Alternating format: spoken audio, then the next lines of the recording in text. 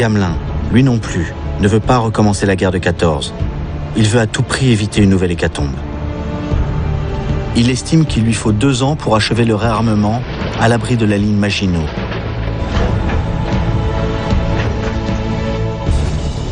André Maginot, un ministre de la Défense des années 30, voulait avec cet ensemble de fortifications arrêter pour toujours l'ennemi allemand.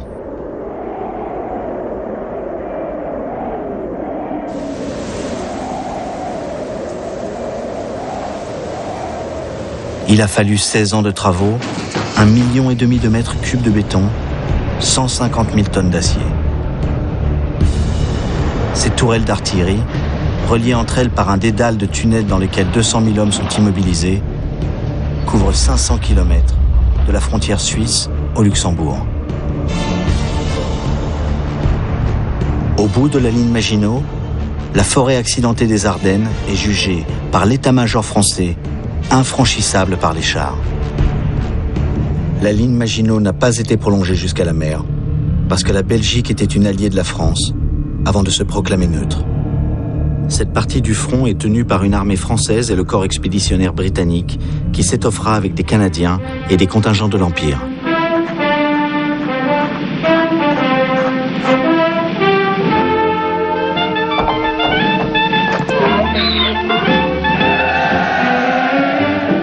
Leur chanson favorite ? Nous irons pendre notre linge sur la ligne Siegfried. We're gonna hang out the washing on the Siegfried line. Have you any dirty washing, mother dear? We're gonna hang out the washing on the Siegfried line, 'cause the washing day is here. La ligne Siegfried, les fortifications construites par Hitler en face de la ligne Maginot.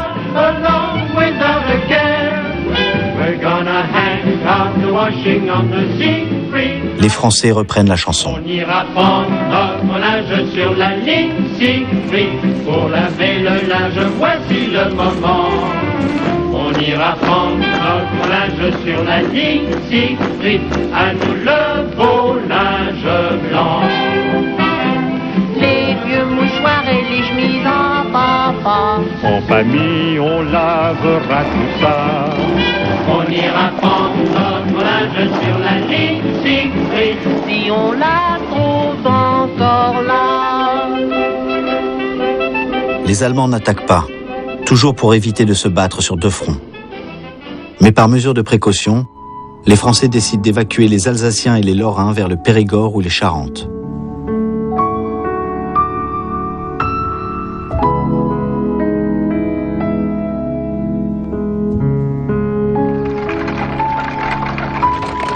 Quel destin, ballotté de guerre en guerre, changeant à chaque fois de nation.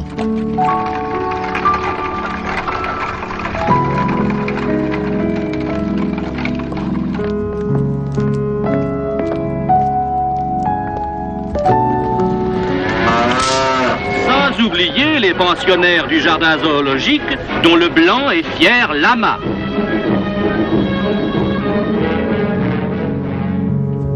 Strasbourg vide. Le 20 septembre, Hitler ordonne le bombardement de Varsovie, encerclé, qui résiste encore.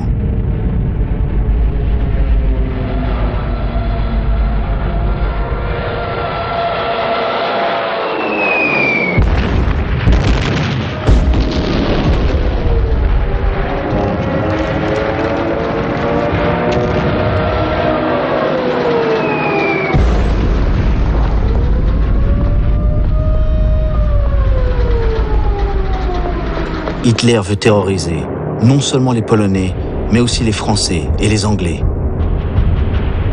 Voilà ce qui vous attend.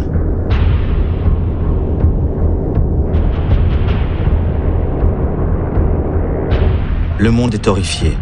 À New York, les journaux lumineux, comme toute la presse, titrent sur les bombardements de Varsovie.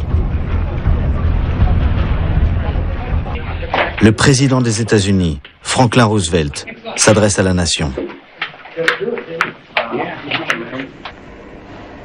This nation will remain a neutral nation, but I cannot ask that every American remain neutral in thought as well. Even a neutral has a right to take account of facts. Even a neutral cannot be asked to close his mind or to close his conscience. Le bombardement de Varsovie a montré à quel point les villes sont vulnérables. Paris entreprend de protéger ses monuments et de cacher en province les chefs-d'œuvre de ses musées. Le champ de Mars est creusé d'abris et les exercices d'alerte sont fréquents.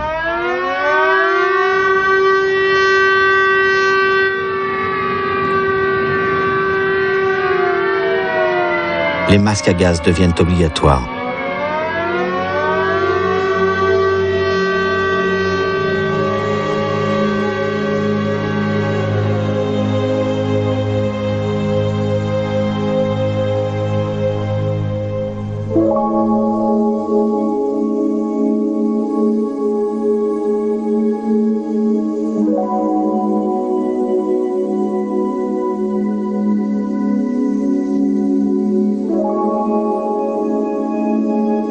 Les gaz de combat avaient été utilisés en 14-18 et tout le monde en avait peur, même les chevaux.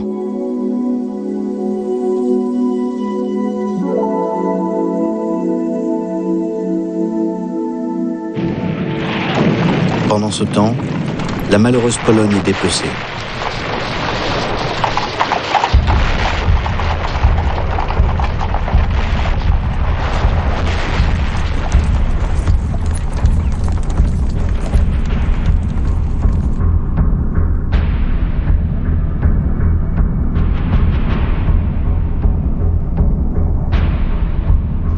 Comme convenu avec Hitler, les Russes ont envahi la moitié du pays. Image incroyable que ces soldats soviétiques et allemands qui fraternisent.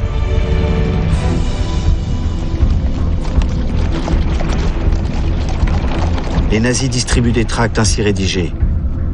L'armée allemande salue l'armée rouge des ouvriers et paysans pour laquelle elle a toujours eu un profond respect.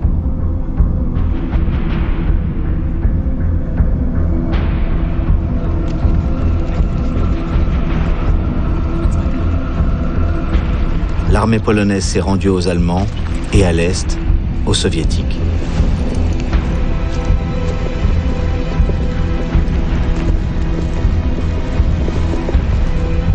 Staline ordonne alors l'exécution de 20 000 prisonniers polonais.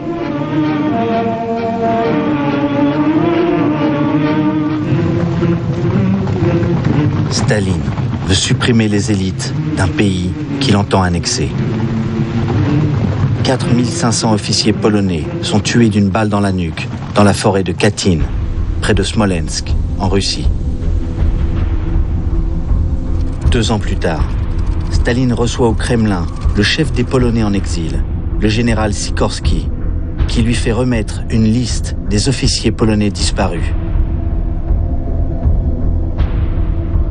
Staline fait l'étonner. Il promet de faire des recherches.